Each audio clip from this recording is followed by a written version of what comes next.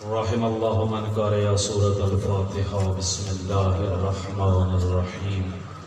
الحمد لله رب العالمين الرحمن الرحيم مالك يوم الدين. إياك نعبد وإياك نستعين. اهدنا الصراط المستقيم صراط الذين أنعمت عليهم غير المغضوب عليهم ولا الضالين. بسم الله الرحمن الرحيم. قل هو الله أحد الله الصمد لم يلد ولم يولد ولم يكن له كفوا أحد. بسم الله الرحمن الرحيم. قل هو الله أحد الله الصمد لم يلد ولم يولد ولم يكن له كفوا أحد. بسم الله الرحمن الرحيم. قل هو الله أحد الله الصمد لم يلد ولم يولد ولم يكن له كفوا أحد. اللهم اغفر للمؤمنين والمؤمنات والمسلمين والمسلمات. تابع اللهم بيننا وبينهم بالخيرات إنك مجيب الدعوات إنك على كل شيء قدير. محمد وعلى محمد صلوات. اللهم صل على محمد وآل محمد. نعرہ تکبیر. اللہ اکبر. نعرہ تکبیر. اللہ اکبر. بہتر ہے. تکبیر. اللہ اکبر. نعرہ رسالت. نعرہ حیدری. حسینیت. زندہ باد. حسینیت. زندہ باد. یزیدیت. مردہ باد. یزیدیت. مردہ باد. نعرہ حیدری. بہتر صلوات. اللهم صل على محمد وآل محمد. اعوذ باللہ من الشیطان الرجیم. بسم اللہ الرحمن الرحیم. الحمد للہ رب العالمین. الصلاة والسلام على اشرف الانبیاء والمرسلین. صلوات.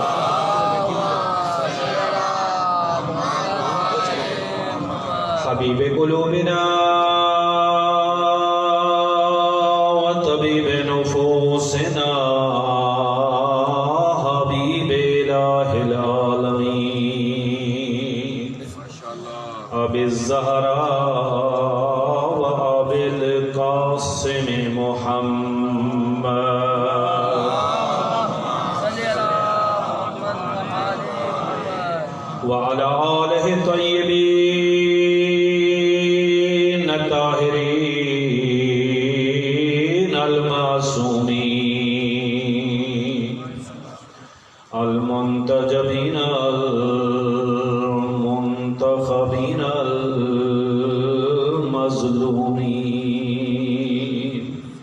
سیما بقیت اللہ فی الارضین روحی وارواح العالمین لتراب مقدمہ الفدا. صلوات. صل على محمد وآل محمد. ولعنت اللہ علی آدائهم اجمعین من یوم عداوتهم الى قیام یوم الدین.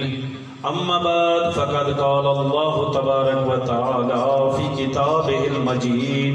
اعوذ باللہ من الشیطان الرجیم. بسم اللہ الرحمن الرحیم.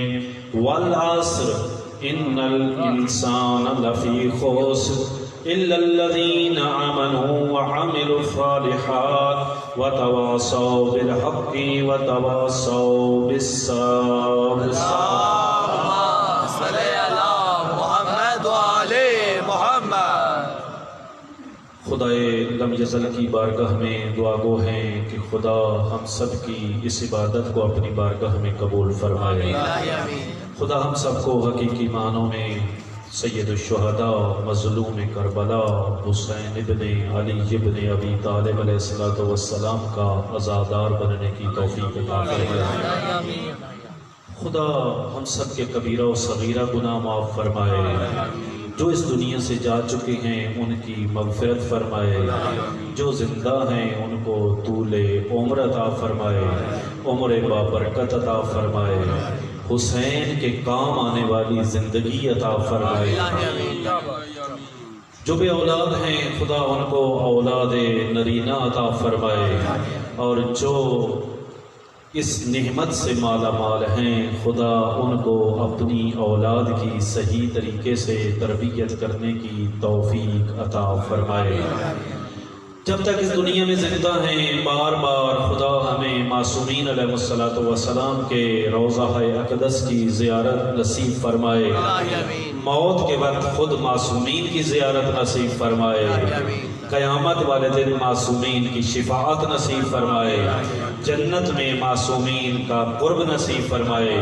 آج آخری دن ہے ان مجالس خمسہ کا، سب مل کر دعائیں آخر پہ چونکہ موقع نہیں ہوتا دعائیں ابھی مانگ لیتے ہیں کہ جن جن لوگوں نے میرے ذمے جو جو دعائیں لگائی ہیں، یا حاضرین میں سے جس جس کے ذمے جو دعا لگی ہے یا اس کے دل میں دعا موجود ہے، پروردگارا تو علیم بذات الصدور ہے، تو ان سب کی دعاؤں کو مستجاب فرما۔ خدایا مجھے اپنی زبان پر وہ الفاظ لانے کی توفیق عطا فرما جس سے تیری ذات راضی ہو۔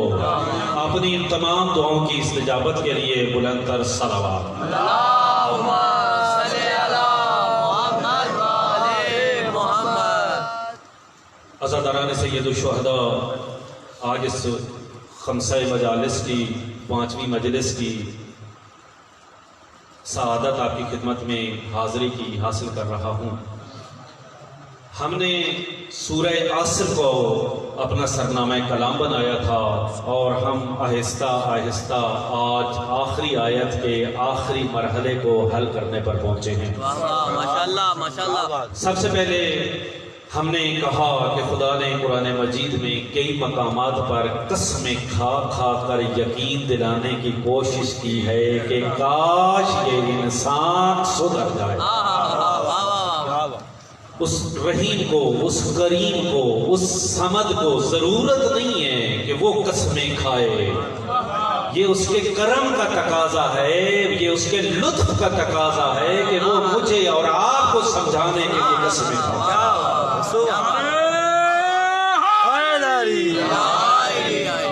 اور پھر یہ بھی عرض کیا تھا کہ جس چیز کی قسم کھاتا ہے پروردگار، اس کا مطلب ہے اس کی اہمیت بتانا چاہ رہا ہے۔ خدا نے اس سورہ میں قسم کھائی ہے والعصر، قسم ہے وقت کی۔ ہر روز یہ کہتا رہا ہوں، آج ایک دفعہ پھر کہتا ہوں کہ وقت جس کو ہم بہت خرچ کر رہے ہوتے ہیں، بلکہ یوں کہوں جس کا کوئی حساب بھی ہمارے پاس نہیں ہے، اللہ کے نزدیک اتنا قیمتی ہے کہ وہ قسم اٹھا رہا ہے۔ والعصر ان الانسان لفی خسر، بے شک انسان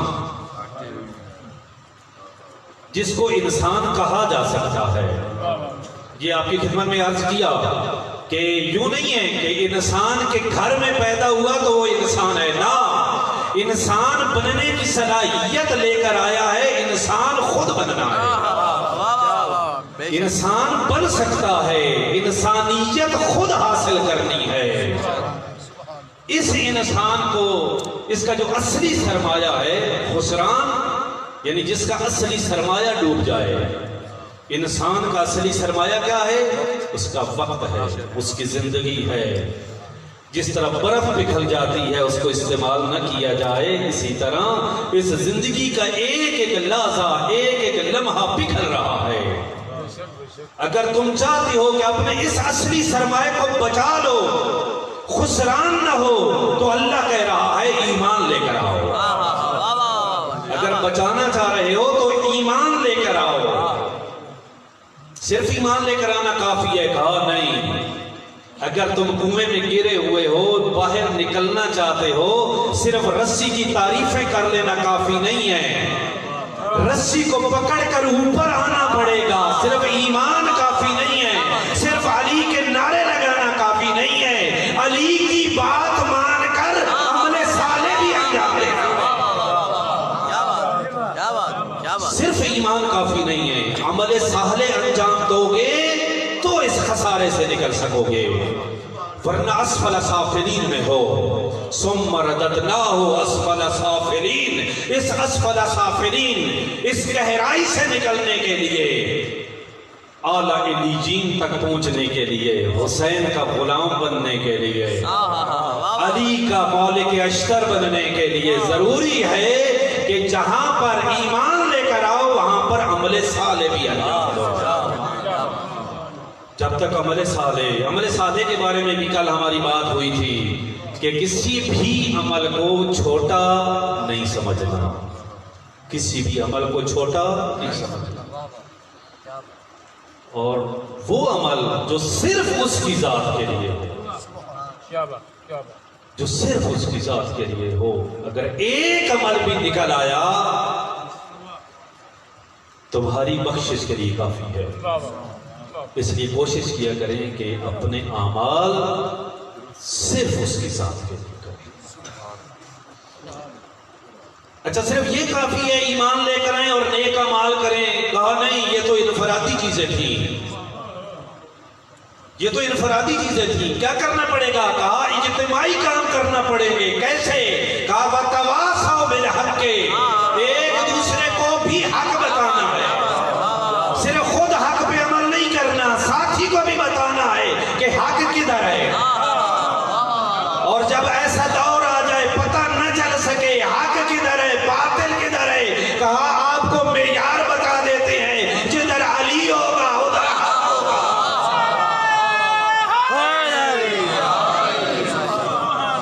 اور کل آپ کی خدمت میں عرض کیا تھا کہ جدھر صرف علی کے نعرے لگے وہاں ضروری نہیں ہے. تاریخ میں ایسے موقع بھی آئے ہیں کہ کرائے پہ لوگوں کو تیار کیا گیا کہ علی علی کے نعرے لگاؤ, جہاں سے علی کی خوشبو آئے وہاں علی ہوگا. علی کی خوشبو اگر سنگنی ہے تو اس جگہ پہ جاؤ جہاں پہ علم نظر آئے. علی وہاں پہ ہوتا ہے جہاں علم ہو. یہاں پر تھوڑا سا رکوں گا, عرض کر لیا آج آخری پتنی زندگی میں بعد میں موقع ملے نہ ملے, عرض کر دینا چاہتا ہوں کہ علی والے کبھی جاہل نہیں ہوتے. یہ جملہ اتنا سنا ہے نا ہم نے, اتنا سنا ہے, لیکن عملاً صورتحال یہ ہے کہ ہماری تعلیمی صورتحال اتنی ابتر ہو گئی ہے, اتنی ابتر ہو گئی ہے کہ عقل و شعور دور دور تک ہمیں نظر نہیں آتا. پاکستان کے اندر خصوصاً اس ملت جعفریہ, وہ جو باب مدینۃ العلم کے ماننے والے ہیں وہ علم سے کتنے دور ہیں اس پر غور کیجئے. خصوصاً جوانوں کو میں دعوت فکر دینا چاہ رہا ہوں, کالجز اور یونیورسٹیز میں جائیں, اعلیٰ تعلیم حاصل کریں. ہم نے دنیا پہ حکومت کرنی ہے, ہم امام زمانہ کے ماننے والے ہیں, ہم زندہ امام کے ماننے والے ہیں. ہمارا یہ نعرہ ہے کہ ہمارے امام نے دنیا پہ آ کر حکومت کرنی ہے, جاہل قوم حکومت نہیں کر سکتی, پڑھی لکھی قوم حکومتیں کر سکتی ہیں. اگر امام کے لیے راستہ ہموار کرنا چاہتے ہیں تو علم حاصل کریں. ہونا تو یہ چاہیے تھا کہ کالجز اور یونیورسٹیز میں سب سے زیادہ تعداد علی کے ماننے والوں کی ہوتی. علی علیہ السلام اپنے علم کے بارے میں خود ارشاد فرماتے ہیں, علی وہ ہے جس کے پہلوؤں سے علم و حکمت کے چشمے پھوٹتے ہیں. علی علیہ السلام اپنے علم کے بارے میں ارشاد فرماتے ہیں کہ جہاں پر کسی کی سوچ کا پرندہ بھی پر نہیں مار سکتا, علی اس سے بھی بلند ہے. خود اپنے علم کے بارے میں ارشاد فرماتے ہیں کہ میں اللہ کی تقسیم پر راضی ہوں، اللہ نے میرے دشمن کو مال دیا ہے، مجھے علم عطا کیا ہے۔ بس یہ صرف علی کے لیے نہیں ہے، یہ علی والے کے لیے بھی ہونا چاہیے۔ جو بھی علی کو مانتا ہو وہ صرف مال کے پیچھے نہ لگا رہے، علم کے پیچھے جائے، اس کو علم کے پیچھے جانا چاہیے۔ سلونی سلونی کا دعویٰ علی کے علاوہ کوئی کر ہی نہ سکا، اور خود ارشاد فرماتے ہیں لو وہ سید لی وسادت العلم، اگر ابو طالب کے بیٹے کے لیے علم کی مسند بچھا دی جائے، اس پر علی کو بٹھا دیا جائے، اس کے سامنے تورات والے بھی آ جائیں، انجیل والے بھی آ جائیں، زبور والے بھی آ جائیں، قرآن والے بھی آ جائیں، اہل قرآن قرآن میں سے، اہل زبور زبور میں سے، اہل انجیل انجیل میں سے، اہل تورات تورات میں سے، سوال کرنا شروع کر دیں، ابو طالب کا بیٹا ہر ایک کو ایسے جواب دے گا کہ خود کتابیں بول اٹھیں گی کہ جو ابو طالب کا بیٹا کہہ رہا ہے وہی حق ہے۔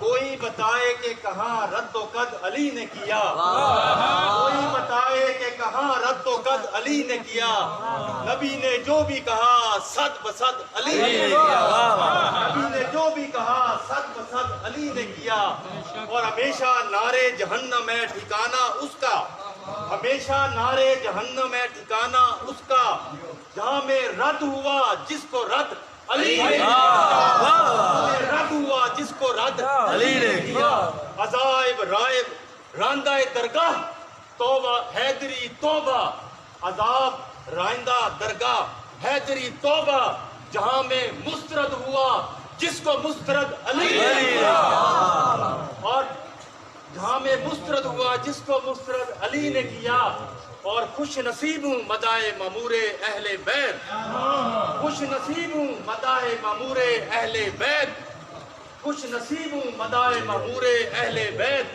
کہ مجھے نامزد علی نے کیا، اور جناب سیدہ نے ثبت کر دی مہر ولا، اور جناب سیدہ نے ثبت کر دی مہر ولا، میرے لکھے کو صریحاً سند علی نے کیا۔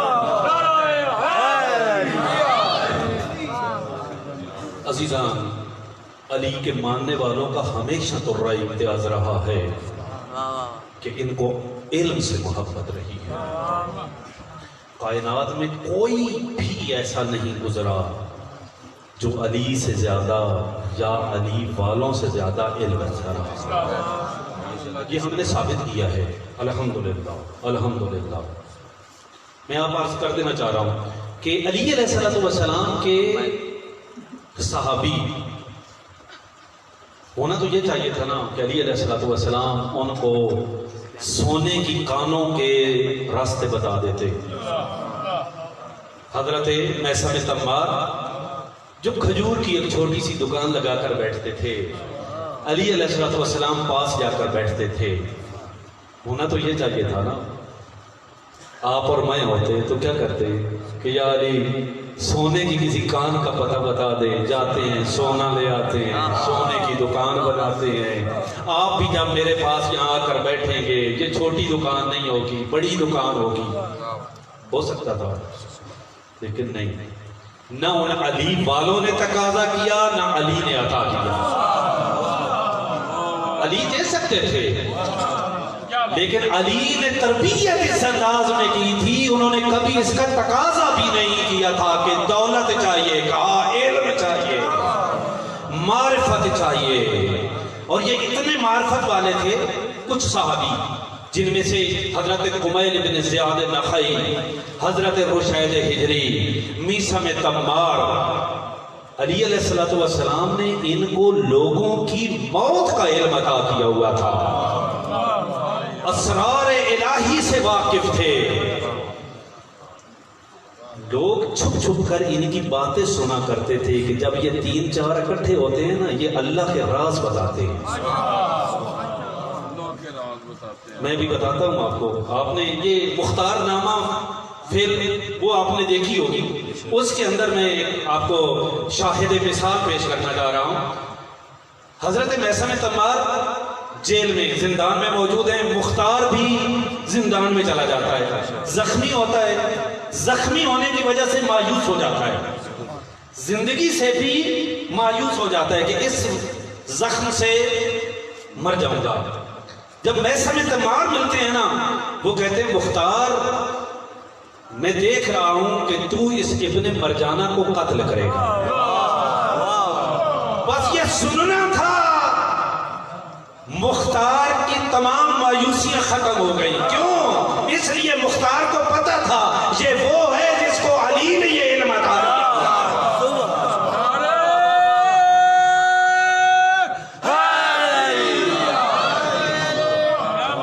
بس عموماً سمجھ لیں یہ لیا جاتا ہے، آج کل ہماری آئیڈیالوجی کے اندر تھوڑی سی تبدیلی آئی ہوئی ہے، وہ یہ کہ ہم سمجھ رہے ہوتے ہیں کہ جس کے پاس مال دولت زیادہ ہو وہ بڑا ہے۔ نہ، علی کی نگاہ میں وہ بڑا ہے جو اسرار الہی کا پانے ہو، جو علم رکھتا ہو وہ بڑا ہے۔ وتواصوا بالحق کے، ایک دوسرے کو حق کی تلقین کرتے ہیں۔ یہ قمیل بن زیاد نخعی، یہ جو 3-4 کا میں نے نام لیا ہے، یہ 7 افراد تھے اور اتنے مشہور تھے کہ وقت کا حاکم ان سے بڑا تنگ تھا۔ یہ جہاں بھی جا کر بیٹھتے تھے لوگوں کو اپنے گرد جمع کر کے تواصوا بالحق شروع کر دیتے تھے، حق بتانا شروع کر دیتے تھے۔ یہ ابن زیاد، اس کا باپ زیاد ابن ابی، اللہ لعنت کرے اس کو، یہ جب گورنر بن کے آیا اس نے ان کو گرفتار کروا لیا۔ اب وہ ان سب کو باری باری قتل کرنا چاہتا تھا۔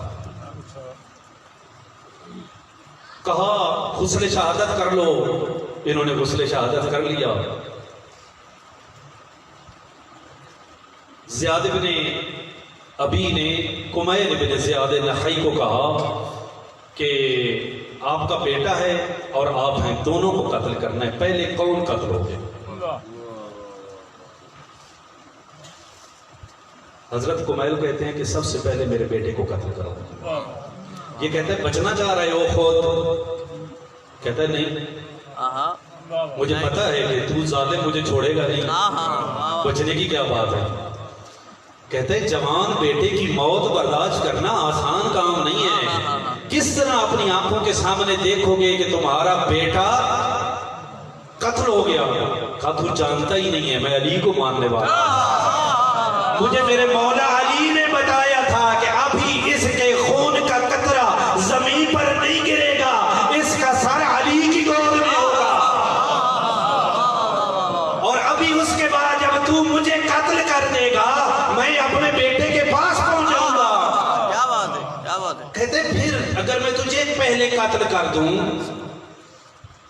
تو اس طرح اس وقت بھی تو یہی ہوگا۔ کہتے نہیں، ایک فرق ہے، ممکن ہے میرے بھیانک قتل کو دیکھ کر یہ علی کی ولا سے قدم پیچھے نہ ہٹائے، میں چاہتا ہوں میرے سامنے یہ قتل ہو تاکہ اس قتل کی سزا دکھ اور درد کی صورت میں مجھے ملے، علی اور آگے بڑھ کر میرا استقبال کرے۔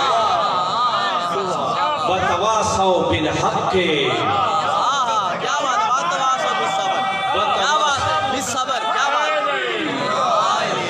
کیا بات۔ دل بولنا علی مولا، علی مولا، کے ساتھ دل بولنا علی مولا، علی مولا، علی یا علی، یا علی، یا علی، مدد۔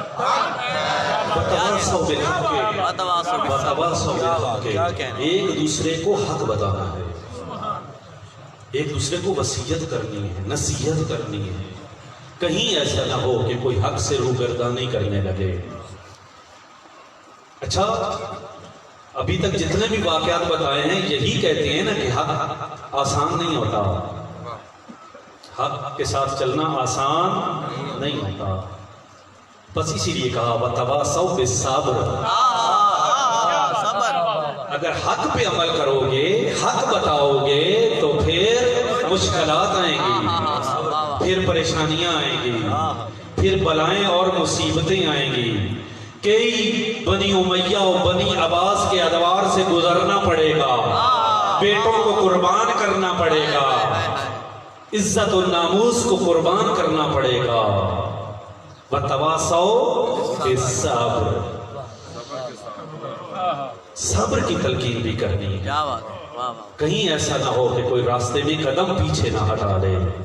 جس کو حق بتانا ہے اس کو ساتھ ساتھ صبر بھی بتانا ہے. خدا کا قانون ہے یہ پوری کائنات کا. اگر ہم غور کریں نا تو یہ کائنات قوانین کے تحت چل رہی ہے. یوں نہیں ہے کہ بس چل رہی ہے نا، اٹل قانون ہے. اور خدا نے ان قوانین کو قرآن میں کہا ہے کہ یہ میری سنتیں ہیں، یہ میری سنتیں ہیں. اور پھر کہا وَلَن تَجِدَ لِسُنَّتِ اللَّهِ تَبْدِيلًا، اور میری ان سنتوں کو کبھی تم تبدیل ہوتے ہوئے نہیں دیکھو گے. یہ میری اٹل حقیقتیں، اٹل سنتیں ہیں، ان میں کوئی تبدیلی نہیں آئی. ان سنتوں میں سے ایک سنت یہ ہے کہ اللہ آزماتا ہے. واہ واہ. اللہ آزماتا ہے. یہ سنت پروردگار ہے. وَلِيُمَحِّصَ اللَّهُ الَّذِينَ آمَنُوا، اللہ تمحیص کرتا ہے. اچھا میرے ساتھ مسئلہ یہ ہو گیا کہ میں مہمان یہاں پر تھا ایسے لوگوں کا کہ جو سونے کا کاروبار کرتے تھے، اور اب مجھے جو مثالیں دینا پڑ رہی ہیں وہ بھی وہی دینا پڑ رہی ہیں. میں کوئی پروموشن نہیں کرنا چاہ رہا کسی کی. ایک دفعہ میں ایک جگہ پر اسی طرح تبلیغات کے لیے گیا، وہاں پر میں نے ولایت علی پر گفتگو کی. عشرہ تھا، ولایت موضوع تھا. مجھے تیسرے دن پتہ چلا کہ وہ جو میرا بانی ہے نا اس کے والد کا نام ولایت ہے. تو انہوں نے کہا میرے کان میں آ کر کہ اعلیٰ صاحب آپ جو بہت زیادہ ولایت کر رہے ہیں، لوگ یہ نہ سمجھنے لگ جائیں کہ یہ اپنے باپ کی تعریفیں کروا رہا ہے. نہیں، اللہ تمحیص کرتا ہے. تمحیص عربی زبان کا لفظ ہے اور یہ ایک پروسیس کا نام ہے. پروسیس کیا کہ جب سونا کو گرم کیا جاتا ہے، بھٹی میں ڈالا جاتا ہے، اس میں خالص سونا جدا کر دیا جاتا ہے اور کثافتوں کو جلا دیا جاتا ہے. خالص سونا جدا ہو جاتا ہے، کثافتیں جل جاتی ہیں. اس عمل کو عربی میں تمحیص کہتے ہیں. خدا قرآن مجید میں ارشاد فرما رہا ہے وَلِيُمَحِّصَ اللَّهُ الَّذِينَ آمَنُوا، جو ایمان لے کر آئے گا اللہ اس کی تمحیص کرے گا. یعنی کیا؟ اس کو آزمائش کی بھٹی میں ڈالے گا اور یہ نتھارے گا کہ اس میں سے حقیقی مومن کون ہے. آزمائش کی بھٹی میں ڈالے گا، آزمائش کی بھٹی میں ڈالے گا. کیا بات. تو تیار ہو جاؤ. اگر علی کے ماننے والے ہو تو آزمائش میں جانے کے لیے تیار ہو جاؤ. خدا نے قرآن مجید میں ایک اور جگہ پر ارشاد فرمایا ہے والذین قالوا ربنا اللہ ثم استقاموا تتنزل علیہم الملائکہ. خدا کیا کہہ رہا ہے؟ والذین قالوا ربنا اللہ، جو یہ اعلان کریں کہ ہم اللہ پر ایمان لے کر آئے. ابھی انہوں نے اعلان کیا، ہم نے بتایا ایمان لانا کیا ہے؟ اپنے جان اور مال کا سودا کرنا ہے. جو ہی یہ ارادہ کر لے کہ میں نے جان اور مال اللہ کو دے دی، اللہ مان جائے گا؟ نہیں، پھر آزمائے گا کہ یہ جو کہہ رہا ہے، یہ جو دعویٰ کر رہا ہے، اس میں سچا بھی ہے یا نہیں ہے. کیا بات ہے.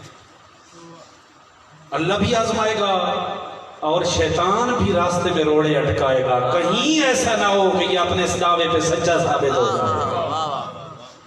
والذین قالوا ربنا اللہ، یوں آسان نہیں ہے کہ میں کہہ دوں کہ اللہ میں تیری ولایت کے اندر آ گیا. نہ، صرف کہا اب تیار ہو جاؤ کہ اللہ آزمائے گا. ثم استقاموا، اب ذمہ داری کیا بنتی ہے؟ کہتے ہیں کہ اب ڈٹ جاؤ. وہ جو تمہارے اوپر آزمائش آئے نا اس کے سامنے کیا کرنا ہے؟ ڈٹ جانا ہے. اگر تم ڈٹ جاؤ گے تو پھر کیا ہوگا؟ اللہ کہہ رہا ہے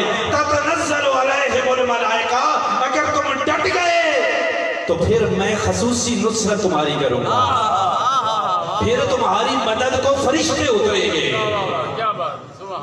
یہ قانون ہے، یوں نہیں ہے کہ صرف آپ نے دعویٰ کر لیا اور آپ کے دعوے کو مان لیا جائے گا، نہیں، دعوے پر آزمایا جائے گا، دعوے پر آزمایا جائے گا، کیا نہیں؟ الٹا نہیں ہو گیا۔ ہم تو یہ سمجھ رہے تھے کہ ایمان لے کر آئیں گے تو مشکلات سے بچ جائیں گے، ایسا ہی ہے نا؟ علی کو مان لیا، مشکلات سے بچ گئے، نہ میرے بھائی، علی کو مانا ہے تو اب تو پریشانیوں کے لیے تیار ہو جاؤ۔ علی کو مانا ہے، اللہ کو مانا ہے تو اب پریشانیوں کے لیے کیا کرو؟ تیار ہو۔ کل آپ کی خدمت میں عرض کیا، خود امیر علیہ السلام ارشاد فرماتے ہیں کہ بلائیں اور مصیبتیں ہمارے ماننے والوں کی طرف ایسے بڑھتی ہیں جیسے ڈھلوان کی طرف پانی بڑھتا ہے۔ مصیبتیں آتی ہیں جب علی کو مانو گے تو۔ ہم نے تو یہ سوچا تھا مان لیں گے تو پریشانیاں ختم ہو جائیں گی، ادھر تو مانا مصیبتیں آ گئیں۔ بالکل ایسا ہی ہے، اگر جتنا جتنا ایمان کا درجہ بڑھتا جائے گا اتنی اتنی آزمائش بڑھتی جائے گی، جتنا جتنا ایمان کا درجہ بڑھے گا اتنی اتنی آزمائش بڑھتی جائے گی۔ امیر علیہ السلام ارشاد فرماتے ہیں ان البلاء للظالم ادب، یہ جو مصیبت ہے یہ ظالم کے لیے سزا ہوتی ہے، ظالم کے لیے سزا ہے مصیبت۔ وَلِلْمُؤْمِنِ امتحان، اگر مومن پر آئے تو امتحان ہوتی ہے۔ وَلِلْأَنْبِيَاءِ دَرْجَةٌ، انبیاء پر آئے تو درجے کا سبب بنتی ہے۔ وَلِلْأَوْلِيَاءِ كَرَامَةٌ، اولیاء پر آئے تو ان کو کرامت ملتی ہے۔ ہر ایک کو آزمایا جائے گا۔ وَلَنَبْلُوَنَّكُمْ بِشَيْءٍ مِّنَ الْخَوْفِ وَالْجُوعِ وَالنَّقْصٍ مِّنَ الْأَمْوَالِ وَالْأَنفُسِ وَالثَّمَرَاتِ، ہر ایک کو آزمایا جائے گا۔ یوں نہ سمجھ لینا کہ مجھے آزمایا نہیں جائے گا، اگر آزمائش چھوٹی آئی ہے تو سمجھ لو ایمان کا درجہ چھوٹا ہے۔ جیسے جیسے ایمان کا درجہ بڑھتا جائے گا اتنی اتنی آزمائش بڑھتی جائے گی۔ اگر اس کائنات میں کوئی حق رکھتا ہے نا، اگر ایمان بڑھنے سے آزمائش کم ہونا ہوتی تو حضرت زہرا سلام اللہ علیہا پر آزمائش نہ آتی۔ ایسا ہی ہے، بالکل ایسا۔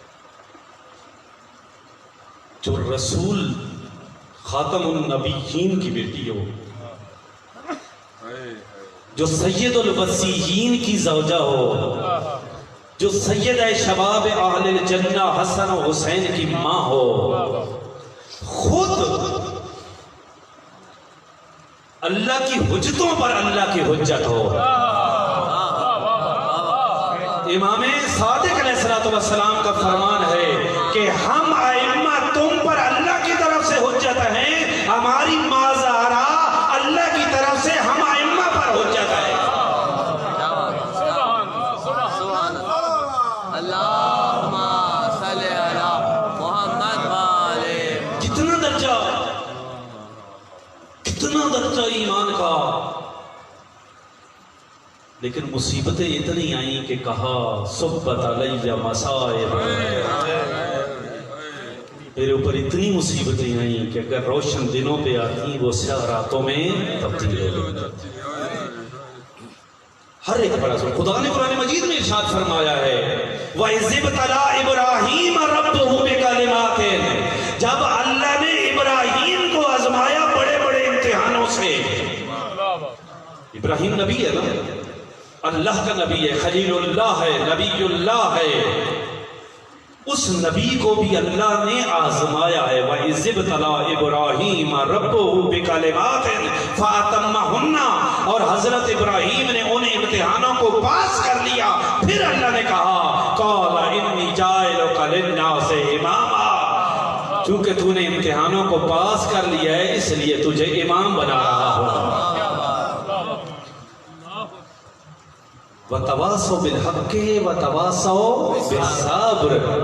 یوں نہیں ہے کہ ایمان لے کر آئے ہو تو اب تمہارے اوپر مصیبتیں نہیں آئیں گی، نہ، امتحان لے کر آئے ہو تو اب تیار ہو جاؤ مصیبتوں کے لیے۔ جتنا جتنا ایمان کا درجہ بڑھتا جائے گا اتنی اتنی مصیبت بڑھتی جائے گی، اتنی اتنی مصیبت بڑھتی جائے گی۔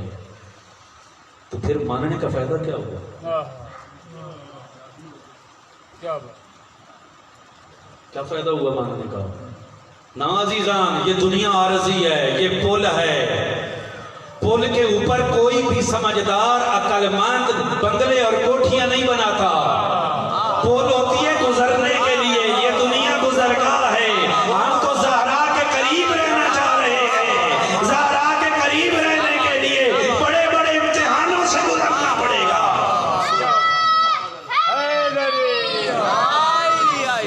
کیا بات ہے؟ یہ دنیا یہ تو گزرگاہ ہے، اس سے دل کیا لگانا؟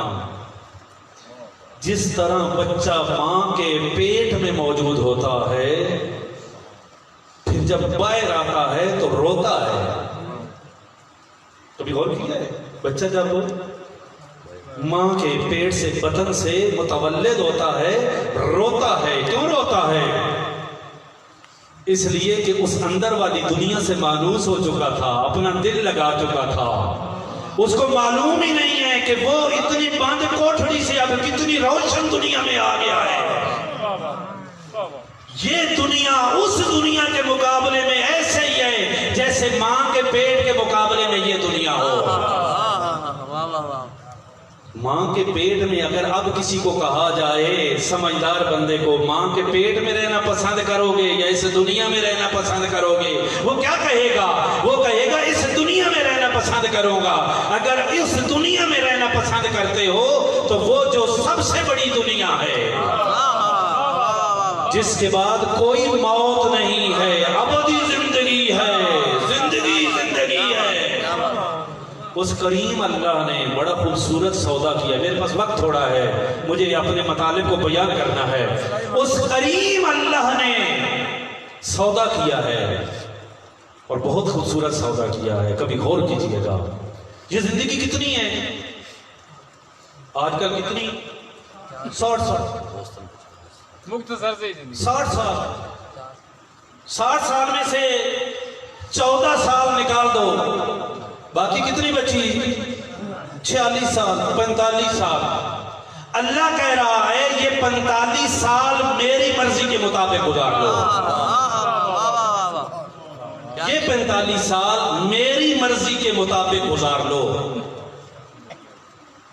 اس کے بعد ایک زندگی ہوگی جو زندگی زندگی ہوگی، جس کے بعد کوئی موت نہیں ہوگی۔ اگر تم نے یہ 45 سال میری مرضی کے مطابق گزارے تو وہ تم اپنی مرضی کے مطابق گزار لینا۔ جو چاہو گے، جیسے چاہو گے وہ ملے گا، جہاں چاہو گے وہاں بیٹھو گے، جو چاہو گے وہ ملے گا۔ سودا کیسا ہے؟ کیا بات؟ اچھا، کیسا سودا ہے؟ صرف 45 سال زندگی۔ بہترین۔ لیکن اگر یہ 45 سال میں نے اپنی مرضی کے مطابق گزارے، اس کا مطلب ہے اللہ کے ساتھ سودا کیا ہی نہیں ہے، ہاں صحیح بات ہے۔ یعنی ایمان لے کر آئے ہی نہیں ہے۔ جان اور مال اللہ کی ہے تو پھر اس کی امانت ہے، اس طرح استعمال کرو جس طرح وہ چاہتا ہے۔ اگر اس طرح گزارو گے تو پھر آخر میں زندگی ہی زندگی ہے۔ وَتَوَاصَوْا بِالْحَقِّ وَتَوَاصَوْا بِالصَّبْرِ۔ صبر کی تلقین کریں، کوئی بات نہیں، اللہ نے بیٹا دیا تھا لے لیا، اللہ نے رزق دیا تھا لے لیا۔ یہ آزمائشیں صرف لے کر وہ نہیں آزماتا، وہ دے کر بھی آزماتا۔ یوں نہیں ہے کہ وہ صرف لے کر آزماتا ہے، اللہ لے کر بھی آزماتا ہے اور دے کر بھی آزماتا ہے۔ قرآن مجید پر غور کریں، چونکہ یہ سنت ہے، اللہ نے اس کو بیان کیا ہے۔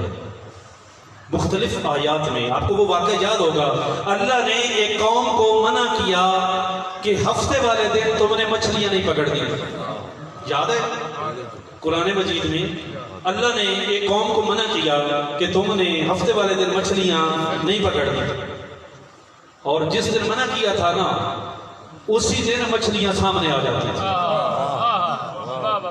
یہ کیوں کر رہا تھا؟ اللہ آزما رہا تھا، نعمت دے کر آزما رہا تھا، آئی ہے منع کیا استعمال نہیں کرنی۔ اللہ دیکھنا چاہتا تھا یہ میری کتنی مانتے ہیں، اپنی کتنی مانتے ہیں۔ اور جب خدا لے کر آزماتا ہے وہ آزمائش آسان ہے، خدا جب لے کر آزماتا ہے نا وہ آزمائش آسان ہے۔ خدا آپ سب کو مصیبتوں سے اور خصوصاً اولاد کی یا بھائیوں کی مصیبتوں سے امان میں رکھے۔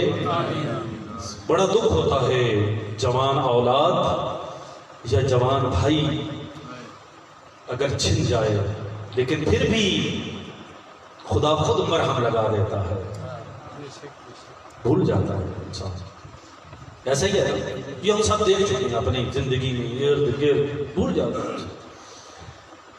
یعنی جب لے کر آزماتا ہے آسان ہے، صبر کر جاتا ہے انسان، لیکن جب دے کر آزماتا ہے مشکل ہے۔ خدا نعمت دیتا ہے اور پھر کہتا ہے اب اس طرح استعمال کرو جس طرح میں نے کہا ہے۔ طاقت دے کر آزماتا ہے، اب اس طرح استعمال کرو جس طرح میں نے کہا ہے۔ اختیار دے کر آزماتا ہے، اس طرح استعمال کرو جس طرح میں نے کہا ہے۔ یہ مشکل آزمائش ہے، اس کے لیے تیار رہنا چاہیے اپنے آپ کو۔ گھر کا کوئی سربراہ ہے وہ خیال رکھے اللہ نے تمہیں اگر سربراہی دی ہے یہ آزمائش ہے۔ کوئی کسی سطح کا سربراہ ہے، اس کے لیے کوئی دفتر کا سربراہ ہے، کسی جگہ کا سربراہ ہے، خیال رکھو یہ خدا نے دیا ہے، یہ دے کر وہ آزما رہا ہے۔ کیا کہنا؟ وہ لے کر بھی آزماتا ہے، وہ دے کر بھی آزماتا ہے۔ آپ کی ذہنتوں کو تمام کرتا ہوں اور اپنی گفتگو کو سمیٹتا ہوں۔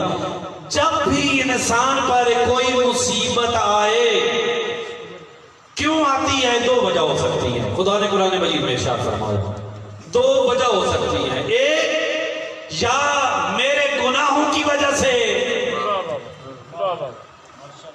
میرے گناہوں کی وجہ سے وہ مصیبت آئی۔ للظالم عذاب، میں نے گناہ کیا یہ میری سزا ہے، یہ اس کے غضب کا نتیجہ ہے کہ میرے اوپر سزا آئی ہے۔ یا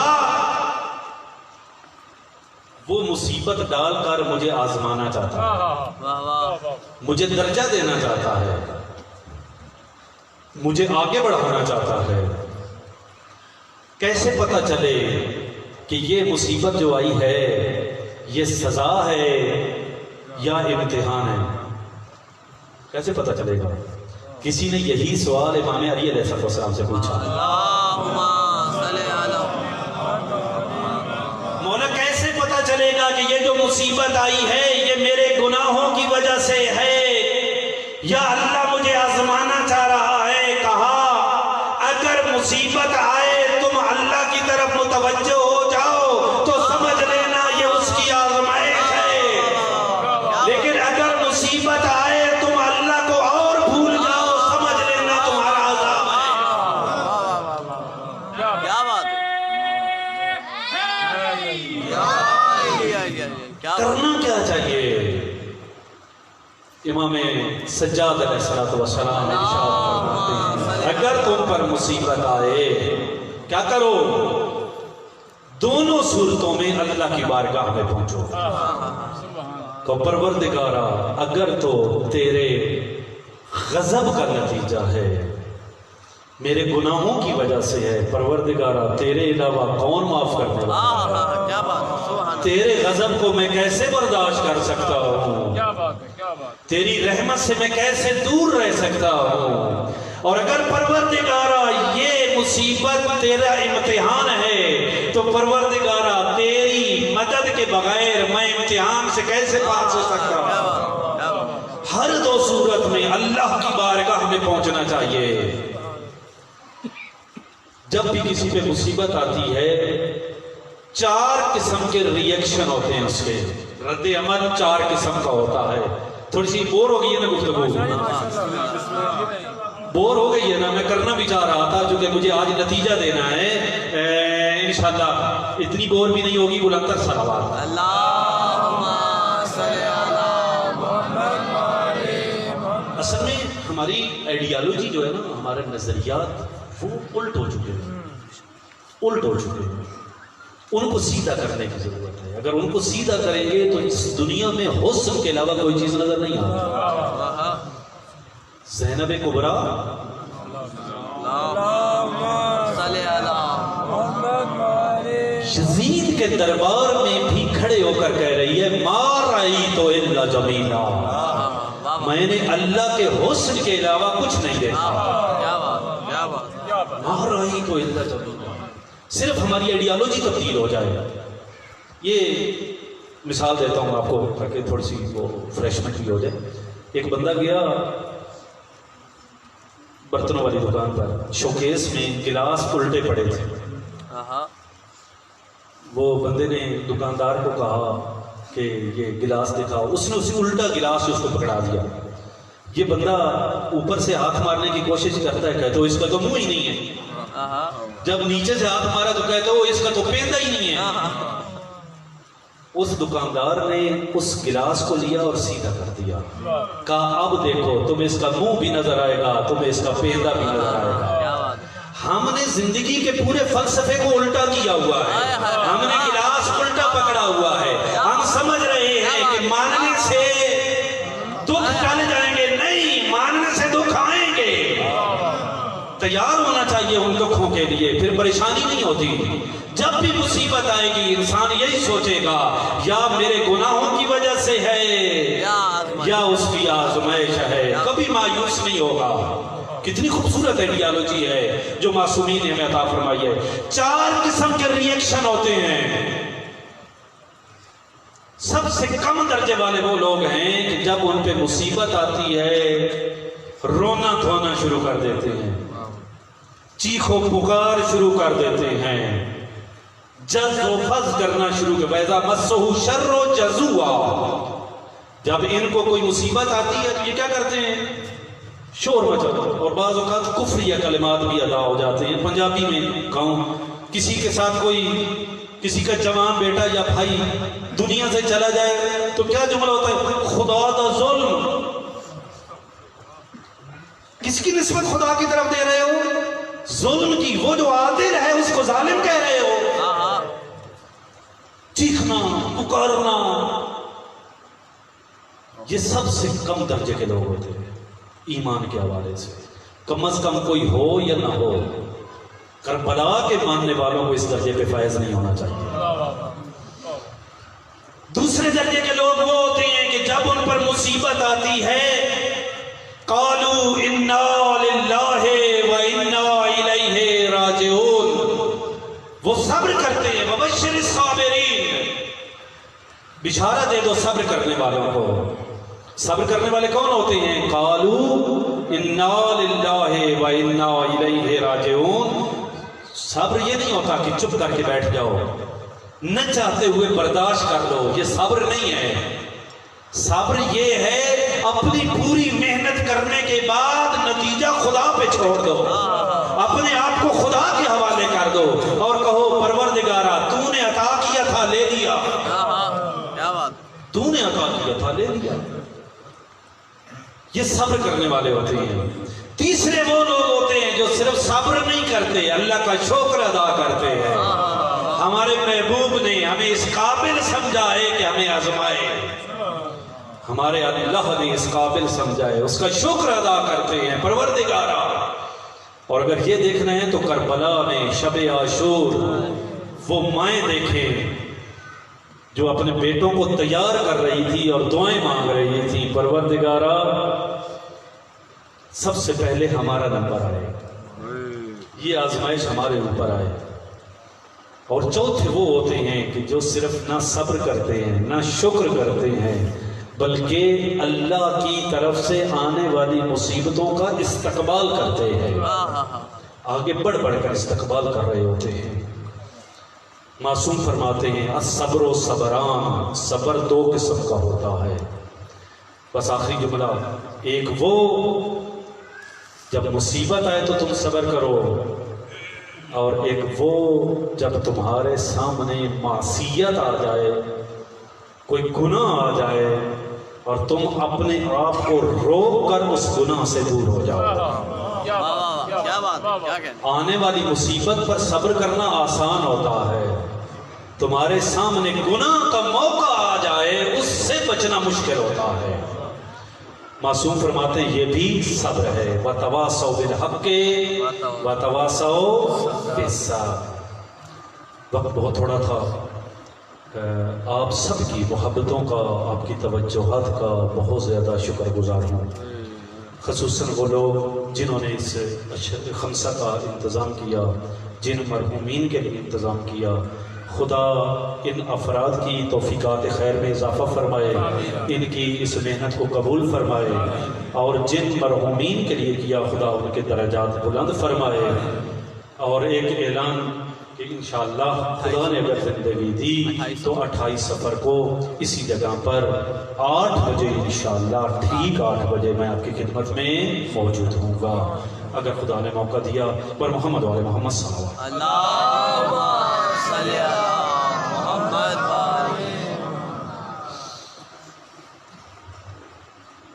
وَتَوَاصَوْا بِالْحَقِّ وَتَوَاصَوْا بِالصَّبْرِ.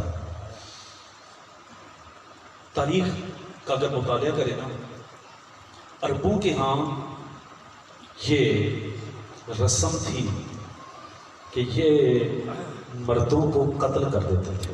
جنگ ہوتی تھی، مرد قتل ہو جاتے تھے. لیکن لاشوں پہ گھوڑے نہیں بجائے جاتے،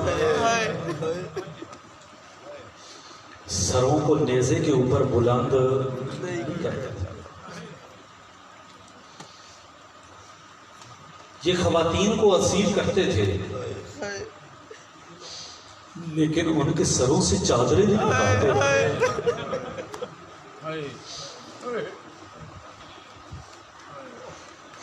یہ ان ظالموں نے کیوں کیا؟ میں نے کل کہا تھا، انہوں نے حسین ابن علی کو کہا تھا لبغض ابی، تیرے باپ کے بغض کی وجہ سے تمہیں قتل کرنا چاہتا. ان کے دل میں علی کا بغض اتنا بھرا ہوا تھا. کس کو یہ درباروں میں لے گئے؟ وہ جو اپنے نانے کے مزار پر بھی رات کو جایا کرتی تھی.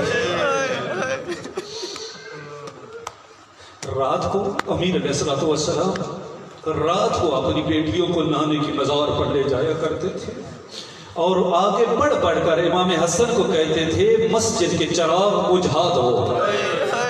اور جب سوال کیا جاتا مولا بابا جان اندر کوئی بندہ موجود نہیں ہے، اگر کوئی ہے تو وہ نمازی ہے، نمازوں میں مشغول ہے، اور پھر پردہ ایک امام فرماتے تھے میں علی برداشت نہیں کر سکتا کسی کی نگاہ میری بیٹی کے قد پہ پڑ جائے. کس کو لے کر گئے؟ اس زینب کو لے کر گئے. کاش صرف لے جاتے. میں نے کہا تھا کہ وہ دکھ کرتے ممکن میں برداشت نہ کر سکوں، پڑھ نہ سکوں. اشارہ کرنا چند جملے اپنی خدمت میں عرض کرنا چاہتا ہوں. عجیب ہے کتنا دکھ تھا ان کے دلوں میں، کتنا بغض تھا ان کے دلوں میں. مکانوں کی چھتوں پر عورتیں سوار تھیں جن کے ہاتھ میں پتھر تھے، صرف پتھر نہیں تھے، کچھ نے آگ اٹھائی ہوئی تھی اور وہ برسا رہے تھے. گرم پانی تھا وہ برسا رہے تھے. امام سجاد علیہ السلام کوفہ کے بازار میں فرماتی ہیں کاش میری ماں نے مجھے جنا نہ ہوتا، مجھے یہ دن نہ دیکھنا پڑتا. یہ سب زینب برداشت کر رہی تھی دین کو بچانے کے لیے، سب برداشت کر رہی تھی۔ زینب کہاں پر؟ ابن زیاد کے دربار میں پہنچی۔ حالت کیا تھی؟ امام سجاد علیہ السلام خود فرماتے ہیں ہماری حالت یہ تھی کہ ہم سب کو ایک ہی رسی سے باندھا گیا۔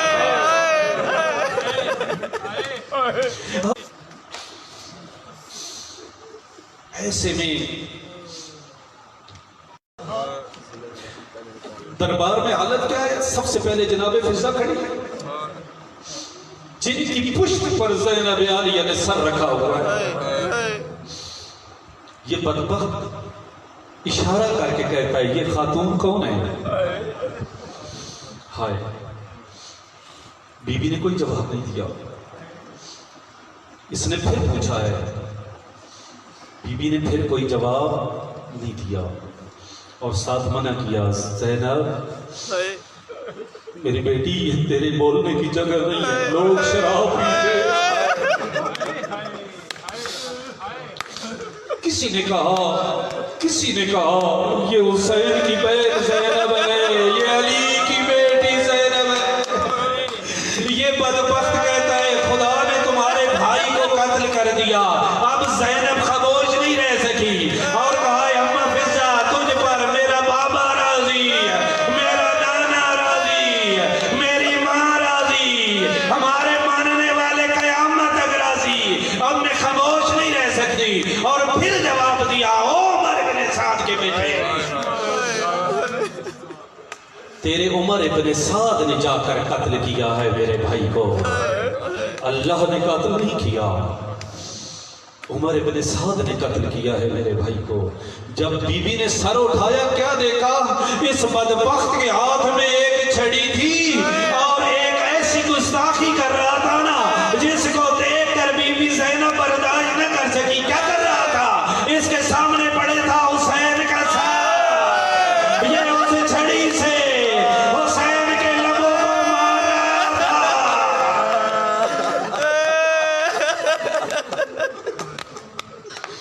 جب خطبہ دینا شروع کیا نا بی بی زینب نے، عفیف ازدی نامی ایک بندہ ہے جو آنکھوں سے بوڑھا تھا، نابینا تھا، رسول کا صحابی تھا، وہ کھڑا ہو گیا اور وہ کہتا ہے علی کا کون سا بیٹا آیا ہے جو خطبہ دے رہا ہے؟ کسی نے کہا ہے شکر ہے تیری آنکھیں نہیں تھی اور یہ علی کا بیٹا نہیں ہے اور علی کی بیٹی زینب اور میدان سے اجڑ گئے اور درباروں میں خطبے دے۔ الا لعنت اللہ علی القوم الظالمین وسيعلم الذين ظلموا أي منقلب ينقلبون ما من خير۔